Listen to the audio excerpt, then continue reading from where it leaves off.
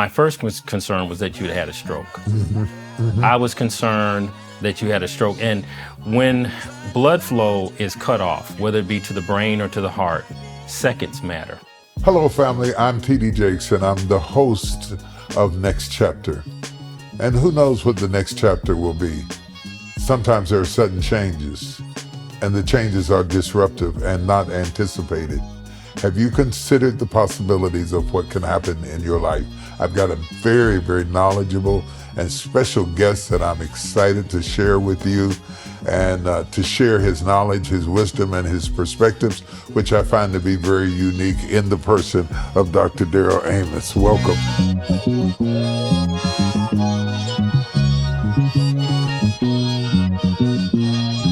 I am thrilled to have you here. I've been looking forward to this day just to share with my audience some of the things that we talk about in private.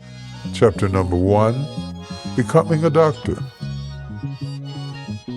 Let's start though, let's back up, all the way back up to your career journey. Can you talk a little bit about your career history? Yeah, my father's side of the family is originally from Mississippi. My mother from Tennessee. They migrated, a part of the Great Migration into the Midwest. My father was an Alcorn student who got involved with the civil rights and had to flee Mississippi and ended up where his brothers were. Some were in Michigan and Detroit, and some were in Chicago. And so I started, my journey started just outside Chicago in a small town called Joliet. And from a very young age, I knew that I wanted to be a physician.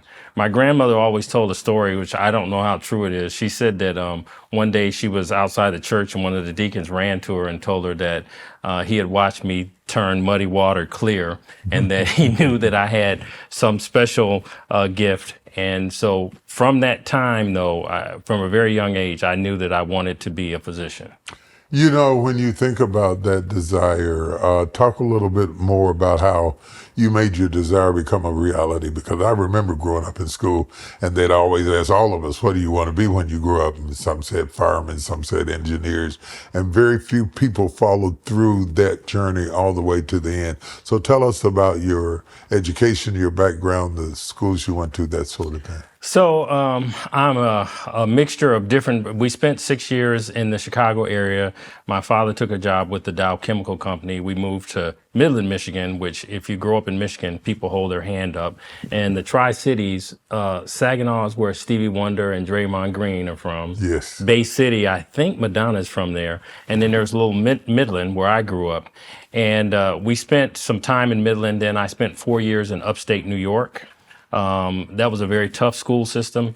And around 6th grade, we moved back to Michigan and back to Midland, and I graduated and then went to college in Atlanta at Morehouse. Wow, I didn't know that. I didn't know that part about Stevie Wonder. I didn't know that they had produced that many influential people. So you ended up at Morehouse, and what did you take at Morehouse, and where did you go from there? I was a science major, knew that I wanted to be a physician. I think a lot of people aren't aware, but the HBCUs are critical to the supply of physicians. Morehouse in particular produces more black physicians, black male physicians than anywhere in the country. The folks at Howard might grimace a little bit, but Howard and some of the other black institutions are where we get our black physicians from. So from there, I was planning to go back either to the University of Michigan or to Wayne State. And my mentor, J.K. Haynes at Morehouse, and another person that is well familiar to most of the folks that were in the science program named Dr. Blocker, steered me to the School of Medicine, where Lou Sullivan had founded, a black medical school at a time where we had a shortage. It was designed to reach the rural areas because there's still an undersupply of black physicians. And we see a deficit of young men now going to medical school more than we have even in past years. So I went to the School of Medicine, and from there, I rotated. In my time at Grady Hospital, I was exposed to surgery because at first I thought I was going to be a obstetrician, gynecologist. And then I rotated and thought I was being a cardiologist.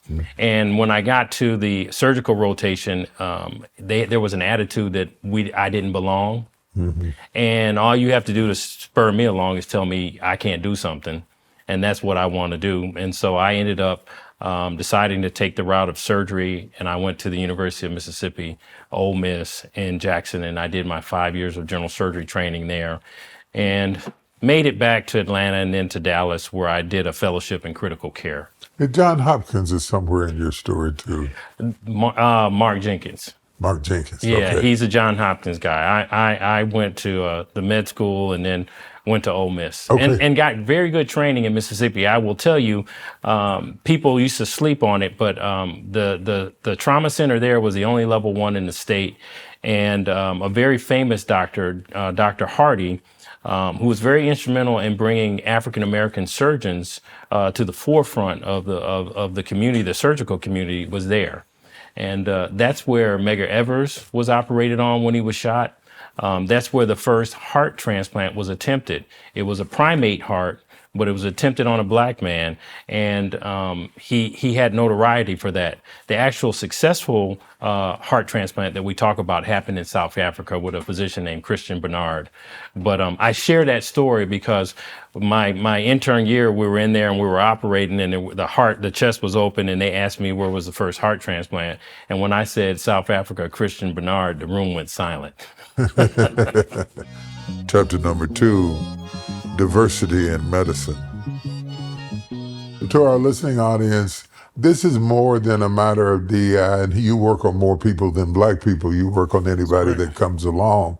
But the advantage of having a diverse staff of physicians who understand cultural distinctions and the different nuances. There are certain things that African Americans' bodies are made differently. They have different maladies like sickle cell anemia. They can easily be misdiagnosed. And having a wide array of people, male, female, what have you, creates a sensitivity and a comfortability between the patient and the doctor that they might not otherwise get. And you can see into some things because you understand the nuances of how that particular person or species, their body reacts. Blood pressure, more sensitive to hypertension or diabetes or that sort of thing. Don't you think that the more diverse the staff is at a hospital, the more proficient they become? Yeah, the word that comes to mind for me is empathy. It's one thing for you to get a call and someone says your child's in a car wreck versus somebody gives you a call and says somebody you know whose child's in a wreck. Your ability to respond is based on how you identify with that person. And I think the diversity, that's become a bad word, but I think it's needed because we identify, we understand Pawpaw worked at the plant. Right. Pawpaw ate fat back and greens, right. And Pawpaw had hypertension. You know, we understand the stresses of being a black man in the 60s and in the 50s working hard. Your family, you often tell the story of your father, right. And how he resurrected a business and, right. and the stressors. So we identify. And so when I'm called in on a level 1 trauma in the emergency room and I come down and I see a young black male, a young Hispanic male, and even sometimes a young white male, I identify with my kids. They're of that age. Right. I think about them out at college driving and a drunk driver coming across the road. So I think, to your point, empathy. Yes. We have to, you like to say it in your sermons, we have a high priest, right. who can be touched by the feeling of our infirmity. Absolutely. We need that touch. We need that connection. See, I'm a little bit scared this guy's going to take my job, but, because he's proficient in both languages, which is an odd parallel between spirituality and science and having them fused together in one person and understanding it. But what I want you to realize that makes this on nearly the first anniversary since I had my heart attack, Chapter 3, my heart attack, that my personal physician who was in the service when that happened to me immediately contacted him, Dr. Amos, and Dr. Amos was expecting me, who also attends my church. And it was a welcome face. The first face I saw when I got out of the ambulance was his. And he looked at me and said, "Don't worry about anything. You're going to be all right." and I relaxed. I just believed into it. I rested into it. And besides, I didn't really think at that point that I had had a heart attack. I thought that I was dehydrated. I thought maybe, it was some minor something, but I didn't think it was anything that serious. But Dr. Jill Wagner had let you know the severity of the situation we were dealing with, and they were fighting for my life. In fact, one person said, had I been 5 minutes later getting to the emergency room, that I probably wouldn't have made it. But this guy was on watch there. When you first heard about what had happened to me, because you've seen me preach and teach and run across the aisle and cross over pews and stand on my head and do all kinds of stuff. When you first heard about it, what went through your mind? So the physician side kicks in, and we start like a computer ticking off differential diagnoses. What makes a person a faint? And there are a lot of things we talk about: syncopal episodes, something that causes a certain shock. You can have something called a vagal response. But when I talked to Dr. Wagner, my first concern was that you'd had a stroke. I was concerned that you had a stroke. And when blood flow is cut off, whether it be to the brain or to the heart, seconds matter. Right. And so in my mind, when I hear that, I flip over kind of a mental picture of an hourglass, and the sand is coming down. Right. In trauma, we call it the golden hour of trauma. I know when a bleeding patient comes in, I have a set window to stop that bleeding. We say all bleeding stops eventually, and I always tell my residents, either we stop it or the body stops it, and it's not good. So I was concerned that you were having a lack of blood flow to the brain, and I didn't know whether it was a hypertensive stroke where a blood vessel had ruptured or whether a blood clot had cut off. But I knew that if you had a stroke, we had to get thrombokinase or streptokinase in, the clot buster, we call it, immediately to restore blood flow. And so when I met you and we talked and you recognized me, Yes. so I knew that you were cognitive. Yes. And so if you recall, and you may not remember, the first thing I did was I had already moved heaven and earth in the emergency room, and we cleared everything and we took you to the CAT scanner. Yes. And I sat there and watched the images roll off. And while we were getting everything set up, we were also doing EKGs. Yes. And so while the CAT scan was giving us information, the EKG alerted us that you had an abnormal EKG and signs of myocardial ischemia, no blood flow to the heart. Now, this is the thing you got to realize. I had just had a complete physical. I had just had a great EKG. I had already lost 30 some pounds. I didn't feel any pain, no numbness in my arm. I didn't feel any tingling in my feet, none of the things that they tell you to look for. And so the diagnosis was shocking to me. Yes. Yeah, when the doctor said to me, "You've had a massive heart attack," I almost said, "Get out of here!" Right. Because we have a certain picture of what trauma will look like, but it doesn't look the same in everybody. And even though you have been to your physicians and gone through your routines and your EKG looks good and all of that, it doesn't necessarily mean that you won't have a sudden turn of events that disrupts your entire, it disrupted my whole life in some ways. Well, I will tell you that in particular, I went and watched them put the catheter in your leg and squirt the dye, and you had clotted off your right coronary artery. And so the right side of your heart was not really getting oxygen and functioning. Fortunately for you, your heart was strong enough and you were still getting some blood flow. But that can be caused by a low flow state. A lot of times with heart attacks, we see blockages of the arteries. They're completely occluded and they have to go in and put a balloon in and dilate the artery and kind of reestablish flow. But with your stent being placed, you immediately, once they gave you the heparin, which we use the grandmama say thin the blood. Once you got the bolus of heparin and they started shooting the x-rays, I watched as your heart, the right heart coronary vessel opened up. You did go into a funky little arrhythmia. that made me a little nervous. Yeah. I sat there for a while, and you quickly converted. Yeah. And I've opened up kids' chests in the middle of the night because they've been shot.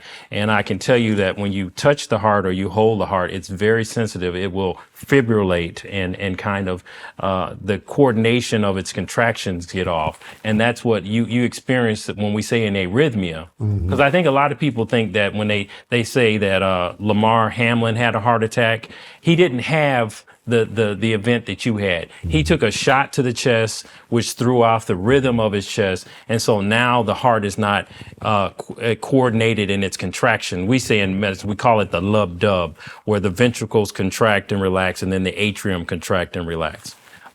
So when you look at the news and you see people like Lamar have that kind of event, even though it's not your patient, you're kind of diagnosing the conditions of that circumstance, that situation. The funny thing about mine was, I didn't have high cholesterol. Right. I didn't have any of the normal things, and you studied my chart intensely, and we've talked about this before. I like to say this is layman's terms. I'm gonna break this down into 8th grade English. I like to say what was on my heart got in my heart. Stress, Yes. pressure, and you realize you pride yourself on being strong. You pride yourself on being relentless. You pride yourself on how much stress you can ingest and keep on going. Sure. But you don't realize that the body keeps score. It does. Yeah. And sooner or later, the body is going to, what's on your heart ends up in your heart. And that now you can't ignore it. And it's not about being strong anymore.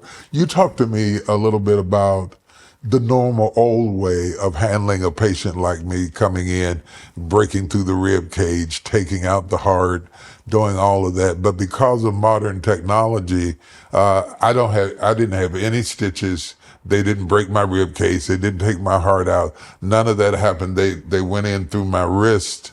And I literally left the hospital with a Band-Aid you could have got at Walgreens or somewhere over the entrance point of where they went in. The thing that was amazing to me about you is that you stood over top of the doctor who was doing the procedure. The technology advanced to the point that I didn't have to go through what my father would have had to go through. Sure. And you stayed there and kind of oversaw everything, exercised a little flex on him as chief of staff, and was able to see that through. Chapter 4, Unhealthy America. How much have you seen medicine advance with technology, that things that used to be one way, whether it's heart attacks, Alzheimer's, how much is the medical frontier being altered and changed by the introduction of technology, not to mention AI? Great question, and I want to highlight something that you said, because people need to hear this. When you talked about being strong and what was going on in the inside, that resonated with me, because I have this conversation all the time, and people go to the movies, and nowadays we have these big theaters and there's loud booms, and I like Top Gun because Tom Cruise is in this fast machine that's speeding beyond the speed of sound, and the bullets or the missiles are flying, and people get this sense that they know what Tom Cruise is going through. Right. But I explain that when I'm in the operating room and your loved one is bleeding out and I'm trying to figure it out, watching the movie is one thing, but neurohormones, epinephrine, stress. So while you're cool on the inside, that doesn't mean that your body isn't releasing cortisol, right, that it's not secreting insulin, that it's not secreting catecholamines. So that stress internal is happening whether external you're as cool as a cucumber. Yeah. And so I think that's important, because a lot of men, particularly black men, we feel like when we build up our muscles, yes, that somehow we don't recognize that we can be having internal stresses that are affecting our organs. I would add to that too, that we live in a culture and a society where women pride themselves on being a strong black woman. I'm a strong black woman. Sometimes you can be strong to your own detriment. Boom. Getting stronger on the outside doesn't mean that you're getting better on the inside. Correct. And that's what I learned, that no appointment, no date, nobody being an empath coming to the rescue of other people should supersede you taking the time to take care of yourself. When you look at the taking care of yourself, and we're seeing somebody my age, you kind of expect my age, my stress level, my schedule, my traveling, all of that. It makes sense that that would happen. But we're seeing young men, young women who are having heart attacks in their 40s and in their late 30s. What is it what we're eating? Is it how we're living? What is causing that increase, that incline in fatalities? I think you've hit on something, and I'm a good listener. You asked me about the technology, so the computers are making us learn everything faster. Right. Medicine is changing dynamically. Things that we used to do, now that we've got AI and the internet and the computations of computer, they have explained things in ways we have never seen. Mm-hmm. So the frontier is going to be less and less invasive. We're using robots now to operate. Right. We're using computer algorithms and AI to make diagnoses. We're using it in the field of radiology to make predictions, to look at films. So that answers your question that you asked. Now, as far as the second part of it, with the young people, yes, our food supply is contaminated. Mm-hmm. Grandma's beans used to grow in the garden. Right. And my grandmother had hogs. They killed them hogs. I remember my grandmother would go out, my dad's mom would go out and grab the chicken and wring that chicken's neck. If you had to do that now, Chick-fil-A would go out of business. Right. Because nobody's going to wring that chicken neck. Right. So the food has been mass produced. And you didn't ask me this, but I will tell you. So I have college age kids. And one of the things that the young people that hear this need to know is people think that because we now have legalized production of marijuana, mm-hmm. that it's safer. Mm-hmm. Okay, the THC in marijuana has gone from, some people estimate, from 3% to 30%. Mm-hmm. The fields that they are growing now are being fertilized. So you think that, when back when the gangsters were doing it, they couldn't fly a crop duster over there and fertilize their field. Right. So I mentioned organophosphates, pesticides, all of the things that are in the food. We have an addiction to sugar in this country. Mm-hmm. High fructose corn syrup is in everything. So the kids are eating these chemicals, these dyes, these sugars. So we have people like Chadwick Boseman, who at a very young age, the Black Panther, dies of stage 4 colon cancer. When we can put people, send them to the moon, right. we misdiagnosing a preventable and curable disease in them. So the food supply, we all drink out of plastic bottles. There's radiation from our phones. I mean, we could go on and on and on. And then there's stress. And then we don't exercise anymore. We're sitting in these chairs. We're in front of the computers. We don't go out in the field and work. So those things are combining to increase the incidence of colorectal cancer, breast cancer, mental illness. All of it is happening at a younger age in a population that did not have the benefit we had of having more natural food. The other thing that I think is important, you mentioned Chadwick Boseman. I think that we glorify talent and we don't separate talent from the person.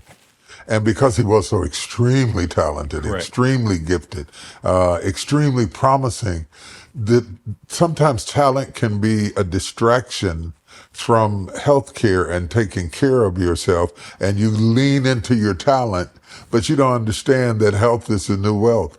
And if you don't have a healthy body, no matter how successful you are, you won't be able to spend it. You're going to leave it to somebody if you don't take care of yourself. Well, I don't want to get us in trouble, so I'm going to be very careful what I say, but we have very high-profile, prominent people in this country that eat things like McDonald's every day. And I have friends that own McDonald's, so I don't want to just be disparaging because I that's not my point. My point is that to what you've just addressed. Being talented does not mean that you eat well or that you sleep well or that you drink well. Being talented means that people celebrate you for your talents, and it does not always correspond to being able to understand what is a healthy life. How much should you be sleeping? Right. What should you be eating? What should you be taking in? Fast food. I'll just say this, Bishop. Anything that's in plastic that you can put in a machine and leave for 60 days has to have been embalmed and preserved in order for it not. You can't put an apple in a vending machine and leave it there for 3 months. Right. But you can put that thing they've manufactured and processed and put in there. Our kids are eating processed food. They're eating processed food, and another misnomer that seems to be changing. Wealthy people or famous people or political figures are said to get the best health care, and in some cases that's true. But when you look at LeBron James' son, all of that wealth and all of that success did not stop him from having a health event that was almost catastrophic. Yes, and they're pushing these young athletes now. These kids are now in these select teams where when we grew up, we played baseball, we played football, we played basketball. Now these kids at a very young age are getting diagnosed or being directed because everybody's trying to produce the next Venus Williams, the next Tiger Woods. Yes. So they take their kids and they super specialize them and they only do one thing. Yeah, well, I have grandchildren. And I have noticed that I bought my grandson a dirt bike so he could get out and play outside because he never goes outside to play. And he kind of rode around in it, and I realized I was in it with him with my foot hanging out. That's how small it was. I didn't even fit inside the dirt bike, but I'm trying to get him involved in getting out, getting air, getting sunlight, getting vitamin D, which we have a deficiency in Black people, and understanding that the sun is important. But we have raised a generation of kids who are used to playing with iPads. In video games. So in a short time, he gets off the dirt bike and goes in and gets on his video games and continues to play his video game. So I ended up buying me one. I thought, okay, if you want, I will. But the thing about it is, while they might be great babysitters, sitting at that age with that energy, with that testosterone being developed, with all of that growth pattern, some people have said sitting is more dangerous than smoking on the body. What do you think about that? I think we look at my friends that are spine surgeons have a great future. Because everybody now is going to the chiropractor, everybody's having back surgery because we sit. That's why a lot of the modern executives have these desks where they stand at their desk now instead of sitting in the chair. And I coached basketball for my children, and I found that the kids that I was coaching didn't have the same level of coordination. They were sitting down playing video games instead of going outside and shooting the basketball. And, my kids gamed and I had to talk to them because I would go in the room and they'd be in there like zombies playing on these networks, and they'd have a bowl of Skittles, a bowl of gummy worms. Right. So they're in there eating high fructose corn syrup and they're charged up and their brain is high stimulated and they're playing these games and they're killing. That's the other thing. Some of these games, our kids are killing things or people. And, then they didn't want to go to school and read a book because of all that stimulation. Right. So I do think that you're on to something. I think I'm not going to say that smoking is better. No. But I mentioned the marijuana because at the colleges, I've said this, our young people are severely addicted to marijuana. When you go onto the college campus, there's a mushroom cloud. And we spoke to officials at one of the college and they said, well, they're using. And I said, well, it's one thing recreational, but if you have to have it every day, that's not use, that's abuse. Mm-hmm. And we need to deal with particularly our young African-American men who are all smoked out. I don't know how they're going to fit into this world as jobs are going away. We know what AI is doing to the future. These kids need to be locked in and figuring out what they're going to do. So this is more than individual choices, it's societal changes. The jobs that are coming out now are sit-down jobs. They're all technological, they're AI. And we need those young people to be bright in AI. We have to be intentional. My grandfather didn't have a gym. Okay. Right. He didn't go work out. He didn't get a membership at a gym club. But by the time he got through working in the fields and getting up early and milking cows and doing all that kind of stuff, he got a workout in. He got stimulation. He got movement. When this country manufactured more goods and products, whether you worked for Pittsburgh Steel or Union Carbide or Monsanto or what have you, you had a job where you were active, you were moving, you were loading trucks, you were dealing with acetylene, dealing with oxygen, dealing with all of that. All of those jobs have gone away, and most of the jobs even, regardless of your age, are sit-down jobs. Most of the snacks are full of sugar and fructose and all of that.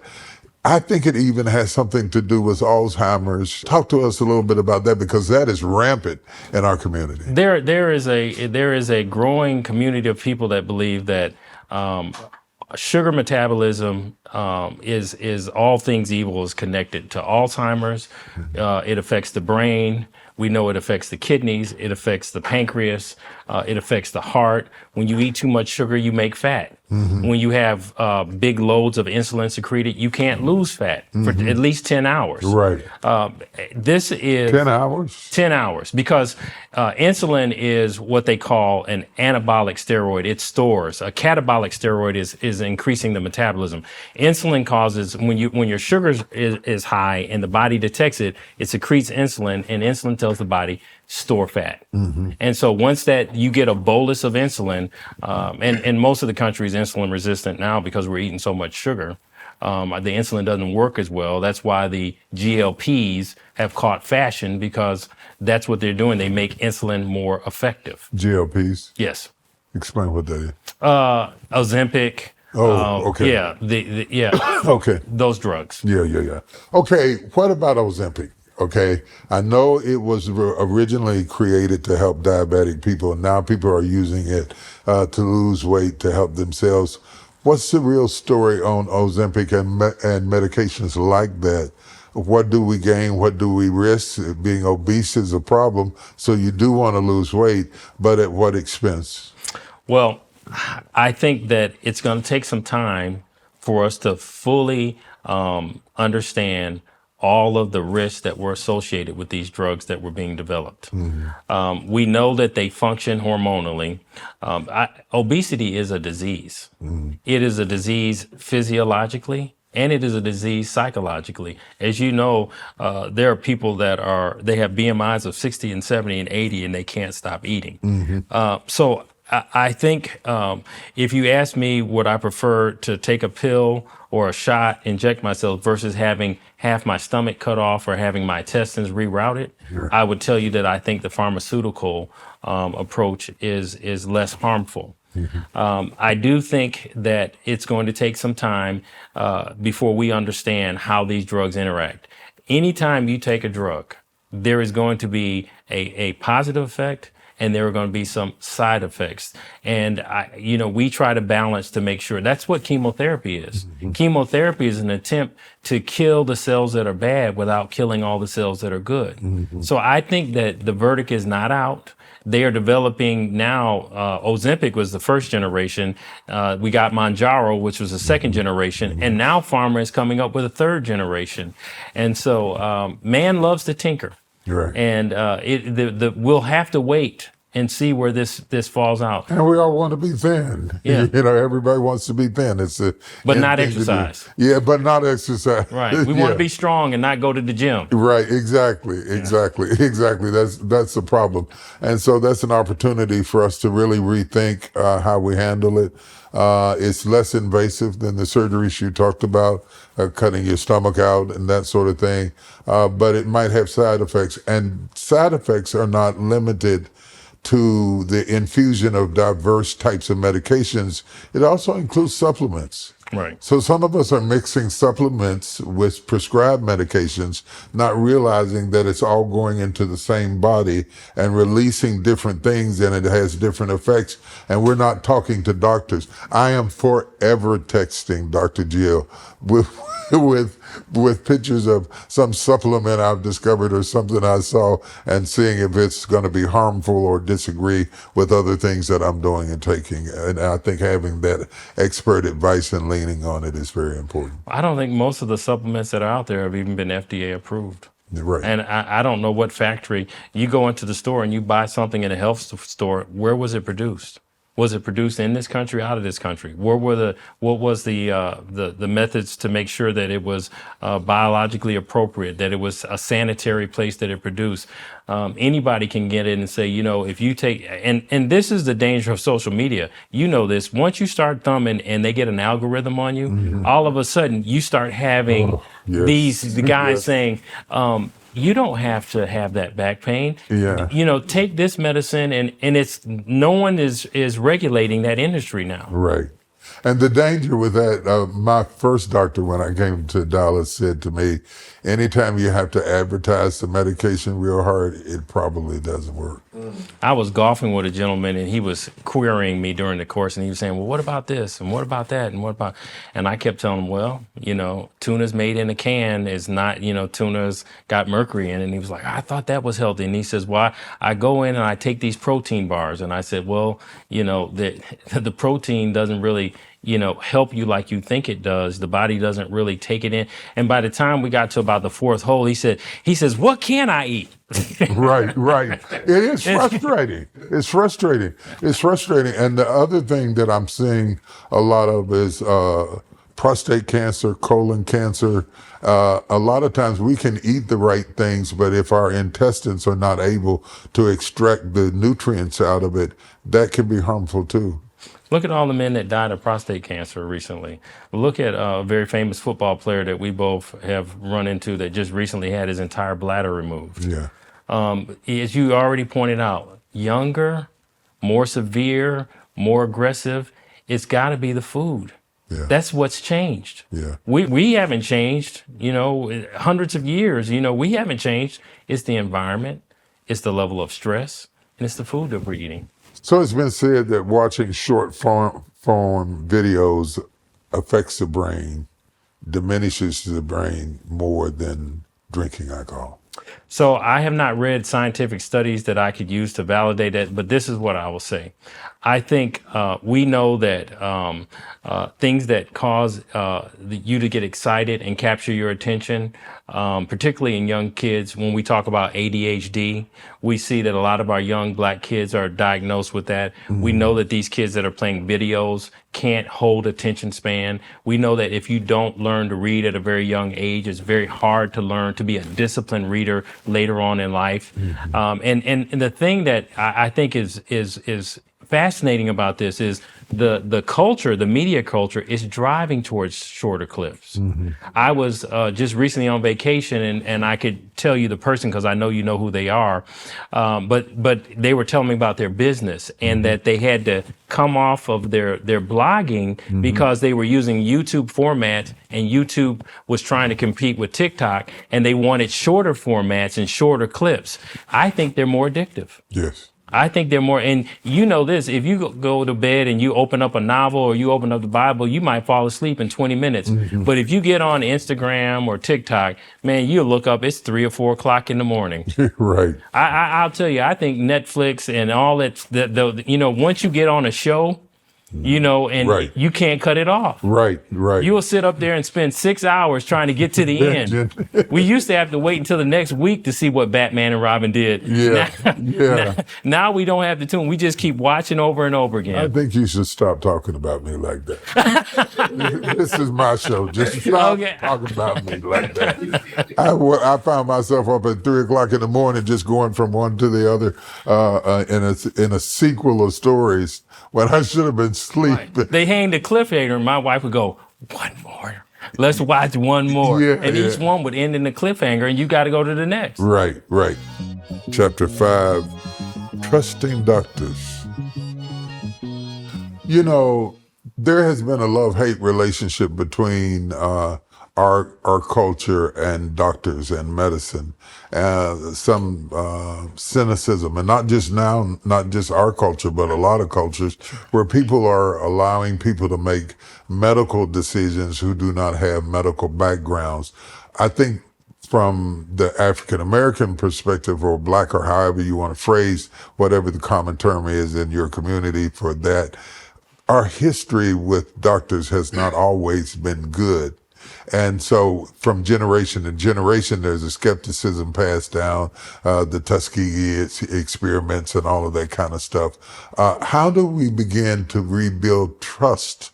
Because you can prescribe all day long and you can talk all day long, but if I don't trust you, and I'm getting on social media all of these other theories. There's all these different theories that contradict each other being fed to us perpetually, on and on and on. How in all the noise of what is right and wrong do we differentiate and understand what can be trusted? Well, I think you mentioned the Tuskegee experiments. My wife's grandfather was a part of those gentlemen that were experimented on. We have Henrietta Lackey, the HeLa cell. I think Oprah produced a story about her. The woman at Johns Hopkins, where they produced the immortal cell line. She had cervical cancer. They never told her what she had. We know that they experimented on young African American men and women at the turn of the last century to learn. And so that created a huge distrust in the African American community. I argue with my patients a lot because they come in and they tell me, Dr. Google said this, Dr. Google said that. Yeah. And I remind them that, that's different than a double-blinded, retrospective, peer-reviewed journal where a bunch of experts have gotten together and debated, the safety and the efficacy of a drug. Right. So I think that it is up to us. We need to educate more people like us, Right. that connect to us. Right. It could be 2:00 in the morning. You got a surgeon you can call. Right. You have a primary care physician you can call. Right. And I think, again, it goes back to empathy and connection. I think we have to have those connections. I think we need them now more than ever. Right, right. Let's not assume that this generation understands the Tuskegee experiment. Let's take a minute and backtrack and break down exactly what happened in Alabama. So there were a group of gentlemen that were diagnosed with syphilis that were studied to see the effects of syphilis instead of treat it. And it was intentional.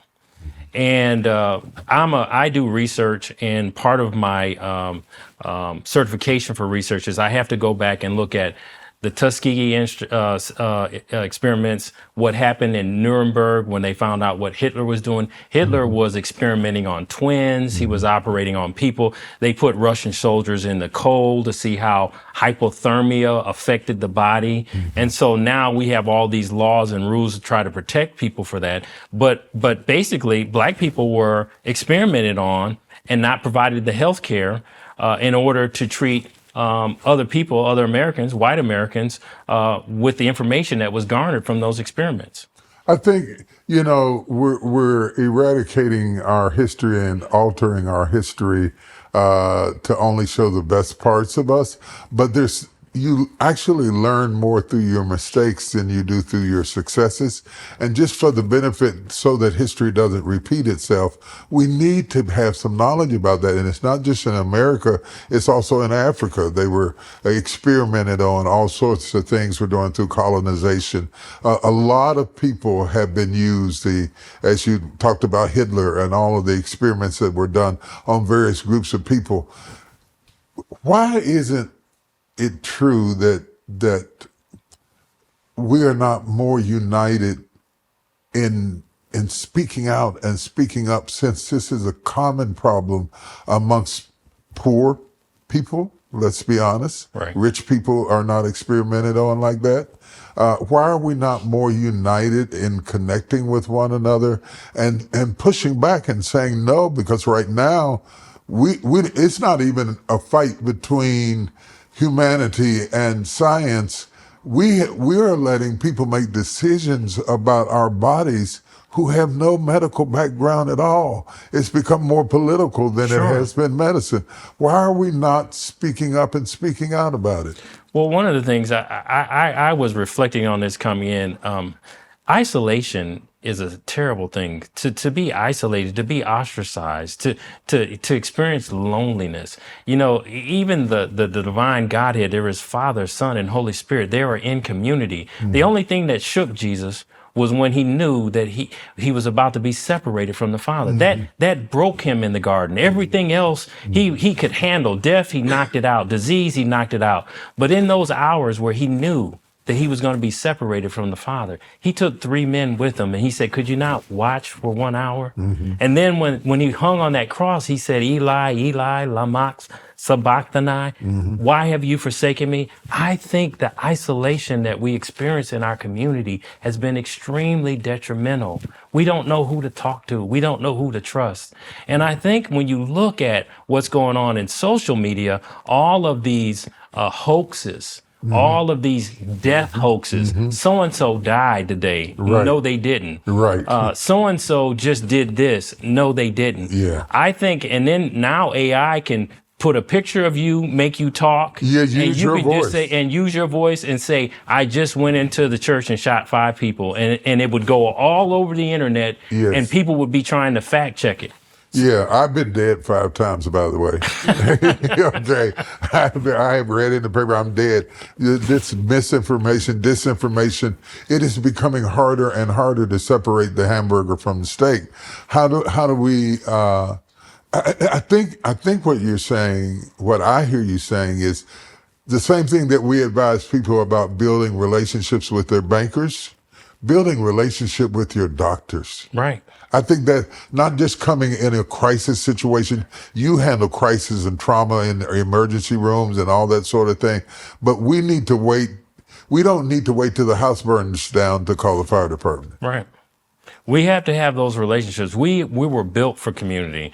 It's not good that man should be alone. To me, there's nothing more devastating than isolation. When I meet people that are suffering, particularly the ravages of mental dysfunctions and thought disorders, they isolate themselves. Right. When people get ready to commit suicide, they isolate themselves. Their parents say, we didn't know what was going on. Little Johnny was up in the room. We thought he was all right. We went up there and little Johnny had taken pills or little Johnny had shot himself. I do think that, we have to build from the family. And you and I could have another podcast just talking about the disintegration of the black family, the incarceration of black men, the emasculation of black men. We hear a lot of talk about our sisters, and my wife always reminds me of a quote that says that black women were the mules of the earth. She quotes a famous author, but I do think that these things are telling a story of a community that has been fragmented. Right. It's been fragmented. Right. It goes all the way back to slavery. Right. And while we, like you said, we don't want to, people don't want to hear that history now. Right. We know that history repeats itself. Right. And we say in surgery that there's good judgment and bad judgment, and good judgment often came from bad judgment. A lot of what we're doing in medicine now is because we learn from our mistakes. So if we disregard our mistakes, we taint the possibility of our success. And we destine ourselves to repeat them. Yeah. Yeah. That's a very frightening thing.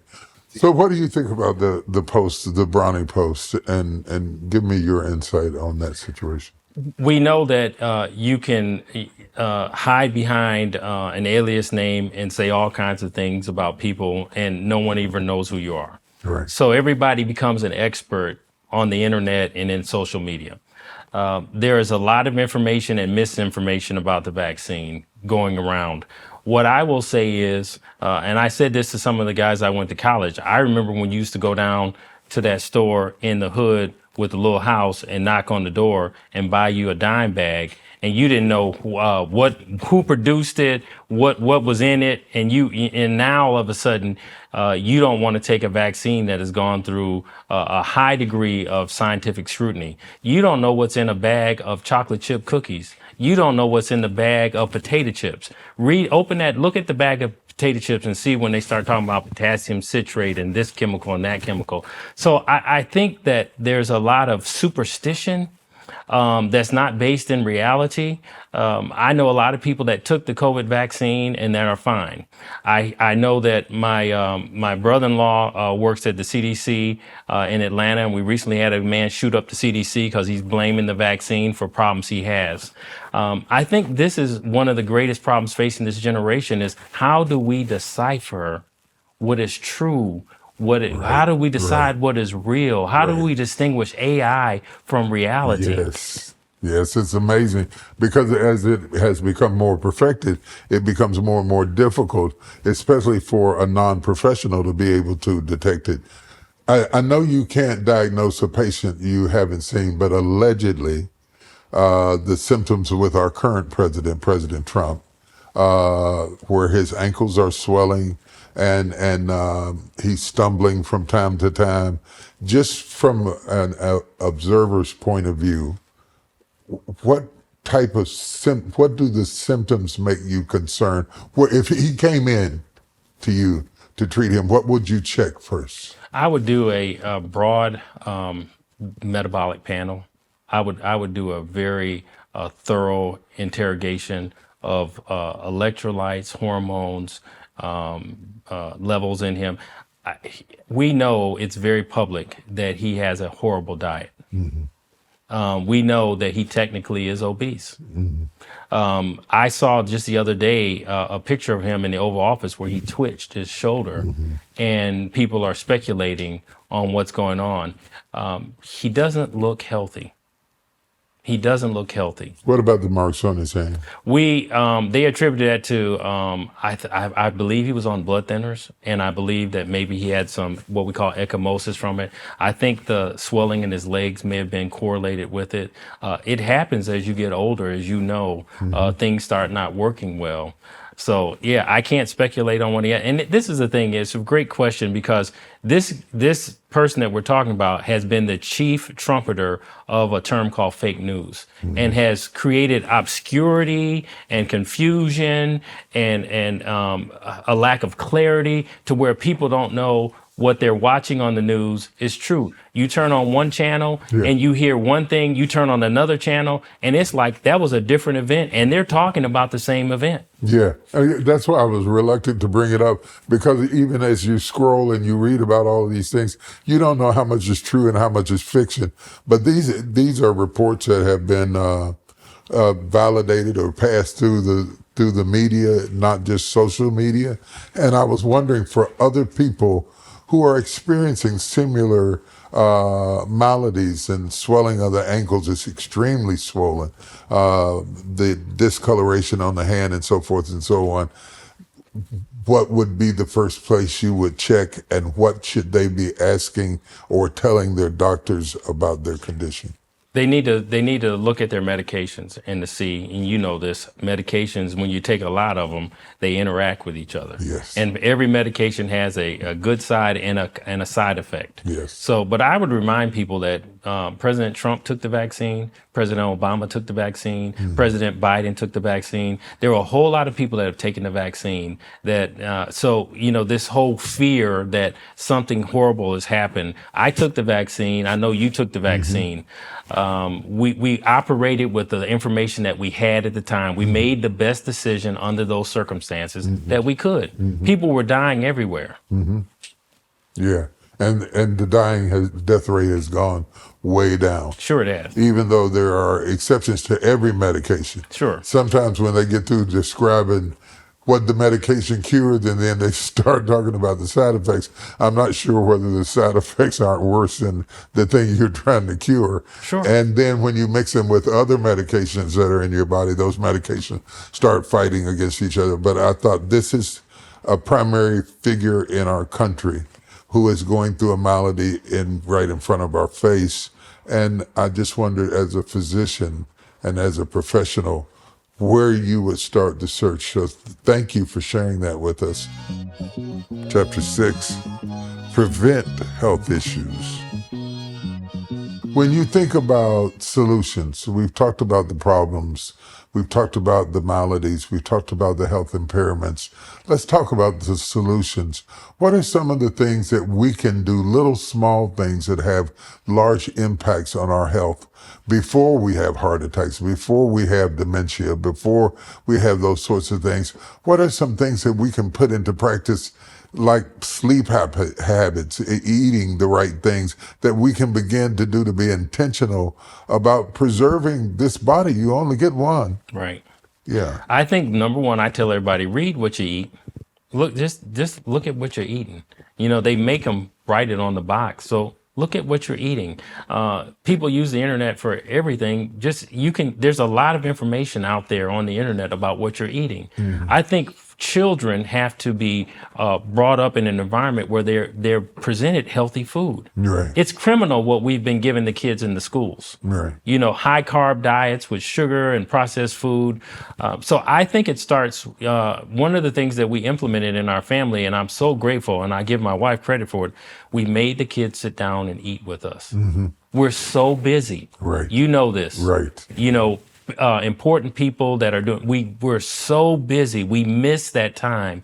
We have to sit down and eat a healthy meal and not always go out to the fast food restaurant and pick it up where everybody then goes to their room and gets on their phone and eats. Right. So I think the nuclear family is where it starts. I think we have to sit down and eat together. I think we have to teach our kids healthy choices. Somebody said to me that if we don't start eating our food as our medicine will become our food. I agree. Yeah. I recently was asked by a good friend of mine to go and speak to a men's group at church, and I was to talk about health, and they wanted me to talk about heart disease, even though I'm a trauma surgeon. And I got in there, and when I walked in the door, they had fried chicken, cookies, and I stood up and I said, we probably gonna have a little moment here. And they all like, and the guy that organized, he said, we only do it once a year. You know, I said, okay. But yeah, I do think that we've got to be more astute about eating the right kind of things, getting sleep.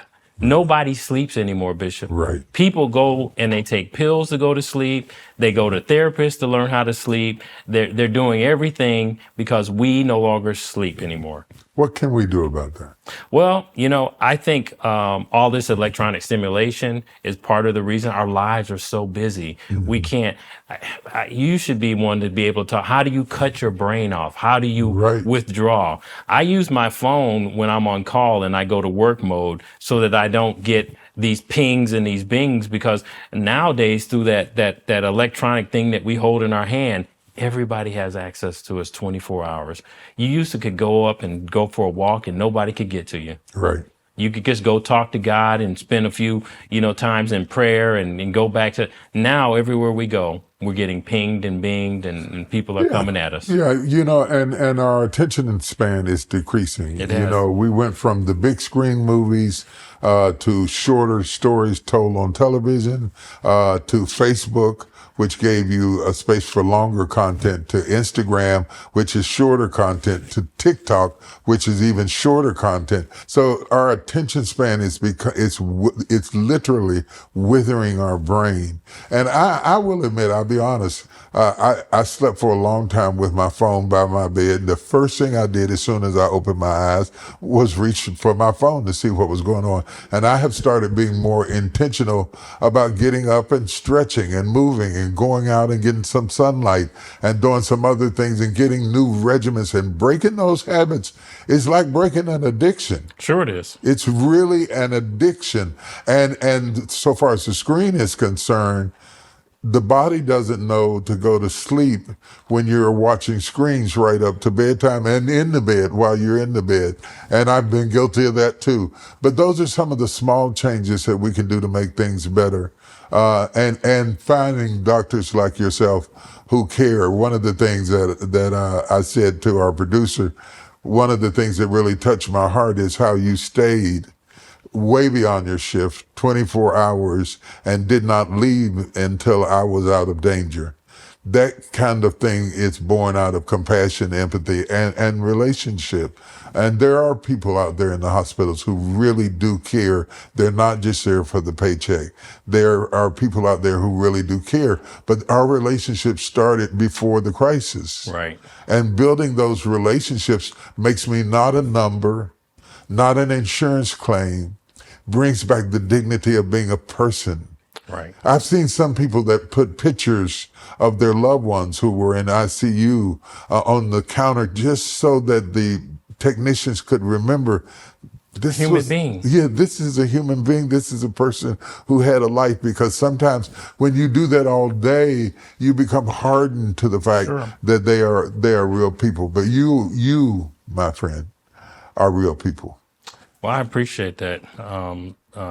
I knew that I was involved in taking care of somebody that meant a lot to a lot of people. And so it was personal for me. And when I go into the emergency room, it's personal for me. And I do think that one of the things that led me to do trauma surgery was, if you look around the country, trauma is taught at major hubs, urban settings, mostly on Black and brown people. And the people that learn to do the art of surgery then go out into fancier communities where they make, a good living. But, I was, along with a lot of the colleagues that served, we were dedicated to the cause of serving the underserved and being there. And I will say this, one of the things that is very important, and I had a young man say this to me the other day: when you get shot and somebody opens up your chest and we sew the vessels, what happened to the mind of a 12-year-old or 14-year-old that gets shot? We throw that little kid back into school thinking that he's normal. Those people need to talk to somebody. Right. I don't care how tough he is. I don't care whether his brother was a gangbanger. When you're 14 years old and somebody opens up your chest and puts you back together, that doesn't mean that you're mentally well or that you're ready to reassimilate. We cannot forget that it is the whole person that needs to be. You talked about it. The fact that we had a connection, the fact that you knew that I was there, the fact that I was there beyond the initial procedure, that means something. Yes. It meant a whole lot. It meant a whole lot. Chapter number 7, generational trauma. I want to spend a moment talking about generational trauma. David fought a giant that wasn't his battle to fight. Right. And a lot of times, passing down through history, there's been a lot of materials written, both for Jews and Blacks and other ethnicities and groups of people, and even people who grew up in toxic environments, that they grow up in a constant atmosphere of trauma to the point that their DNA is rearranged. And so all of a sudden, you're acting out of a trauma that you didn't personally experience. For example, maybe you didn't go through the Holocaust, but your grandmother did. Right. And it has affected your trauma, and you're having a traumatic response to something that you didn't experience. Maybe you didn't go through slavery. Maybe you're third generation from slavery. My great-grandmother was a slave. But that trauma passes down generationally and often distorts how we process, how we deal with, how we react to different things like that. Have you done much research into that? And is there anything we can do to break that traumatic curse that is not a result of something we experienced, but maybe our mothers or grandmothers experienced along the way? Well, I haven't done scientific research, but I've lived. And I say that, this, particularly African Americans in the South, there was a time when we couldn't talk. Right. We couldn't express what was going on. We put stuff in closets and we closed the door. And we thought that, when we put that little monster in the closet, that we killed that monster, but that monster was still there. And I think our unwillingness and our inability to talk about it has had a tremendous effect. It's like we were talking about stress. I think what you're talking about is in almost in a spiritual and a psychological way is a metaphor for stress. Our inability to tell people what happened to us and to share our stories. And now more than ever, people are trying to suppress the narrative. And so we're not allowed. I don't think you let it dominate you, but you have to understand why you have a hot temper. Right. You know, Right. you have to understand why you suppress things and you can't talk. Right. My greatest fear, with particularly young women, is we see them in the emergency room. They've been abused. They've been physically beat, and they don't want to tell on the abuser. Right. That's how they're processing, and they cannot heal that way. And I do think that you're speaking to something that we are seeing the manifestations of years of trauma and brutality. And I'll just say this, it bothers me that we see these stories published where these young people are being stopped by police officers and they're filming and they're having these negative interactions and we're seeing this and the kids are watching it over and over again. I told my boys, I said, if you get stopped, I need you to do everything you can to make sure you live. Right. I said, I can bail you out of jail. I can sue the police department, but I can't raise you from the dead. Absolutely. I'll finish with this story. I went to visit Coach McCartney, who started Promise Keepers. And Promise Keepers was an amazing movement at that time to see stadiums filled up with white men talking about things that they no longer talk about today. If he tried to do that now, he'd probably get arrested and get picked up by ICE or somebody, rather than to talk about the things that he did. But I went out there to talk to him one-on-one to see what was different about you that made you have that level of empathy. And he said he went to a funeral because one of his players had lost a loved one. And he sat in the back of the church, predominantly black church, and he had never seen the amount of emotion emote from the crowd, the weeping, the crying, the screaming out and all of that. And he said he suddenly realized, it was an epiphany. He had a moment where he realized they weren't just crying over the death of the loved one. Generations of pain. It was generations of pain. And I applauded his insight in understanding that. But I think we need to understand a little bit better that sometimes when people act out, whether they're black, white, or brown, that sometimes they are expressing trauma that they've not been able to express any other way. And Martin Luther King said that rioting is the language of the people that are unheard. It is important to realize, regardless of your background, suppressed anxiety doesn't go away. It either comes out in your health, it passes to your children, it acts out in your marriage, but maybe you were mad at your mother, but you took it out on your wife. You know, one way or the other, it's going to express itself, and finding healthy ways to express things and say what needs to be said, even if it isn't well received. Right. Even if it doesn't make you popular, finding some way to vent will stop you from running into what I ran into. And that's why we're doing the show. Chapter number 8, Craziest Surgery. You live in stress. you live in an atmosphere where there's sirens going off every few minutes. People are coming in. There's blood everywhere. People are in trauma. You're a trauma specialist. What's the craziest, if you can figure one above the other, surgery or incident that you encountered in an emergency room? People, when they have traumatic chest trauma, sometimes in the emergency room, we have to open up the ribs and actually pull the heart out and massage the heart. We call it an ED thoracotomy. I've probably done 40 in my life over my career. And I have been surprised. Just recently had a guy that was shot multiple times and stabbed and had a buildup of blood around his heart that we call pericardial tamponade.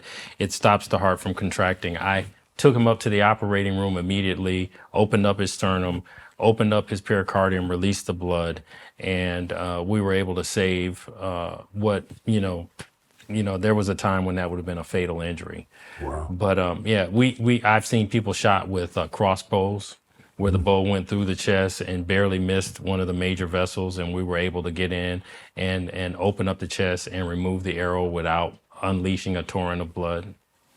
You know, when you brought that up, it made me think of the shooting that happened at one of your hospitals, where a shooter got loose. Would you tell that story?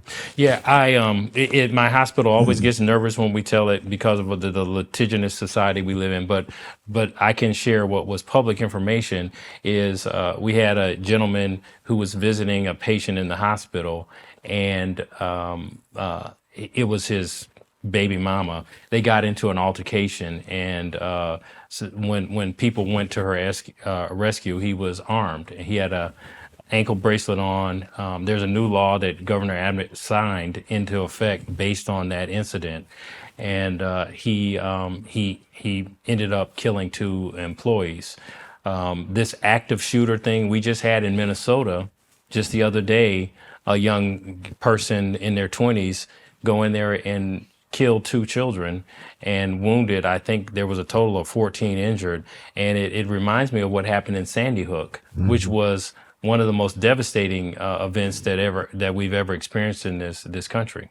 How does that affect, though you're a professional, when you walk in there and you know that you're putting your life on the line, not just saving lives, but you're putting your life on the line every time you put on scrubs?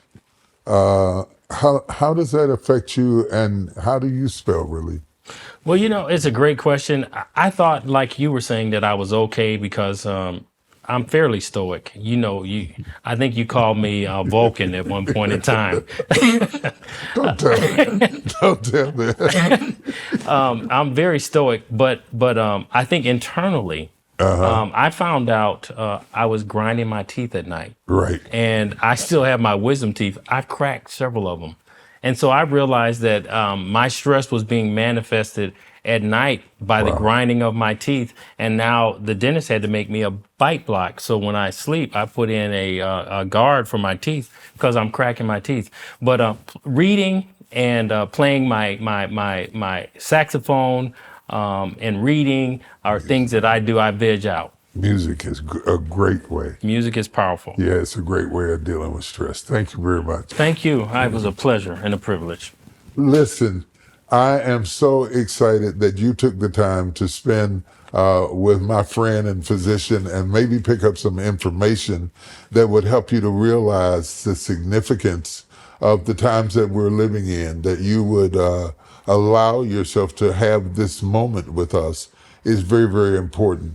I'm T.D. Jakes, and it has been my honor to share our podcast with you. I hope you walk away with just a little bit more information, empathy, preparation, and strategy than what you had before you listened to this podcast.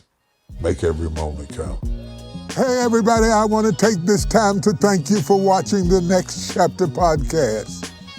If this conversation inspired you, helped you, reflect on an idea or spark something new inside of you, make sure to like, comment, and subscribe so you don't miss future episodes. Remember, life isn't about how you begin, it's about how you finish strong.